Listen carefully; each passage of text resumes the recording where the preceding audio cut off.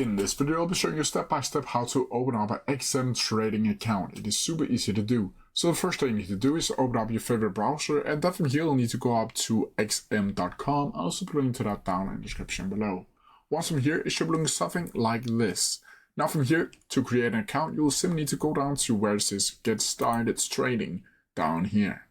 Once from here, you'll be able to see the register your account, or let's get registered, and then from here you'll simply need to follow through here. Then from here you'll simply need to add in your country of residence, your email address, and lastly your password. You can also enter in a partner password if you want to do that, or partner code. If you don't have that, that's totally fine. You'll just need to click icon set to receive marketing, communication, and the use of my data. Once from here you'll simply need to click register, and once you're clicked register, you will need to go down to check your email and then go inside of that specific link that XM will provide you. Once you have verified your email, it should be looking something like this, where I can see your email has been verified. Now from here, you'll need to verify your account by verifying your KYC or identity to be able to start trading inside of xm.com. But as I do it, if you have any questions about it, please leave them down in the comment section below, and I'll try my best to answer them as quickly as possible.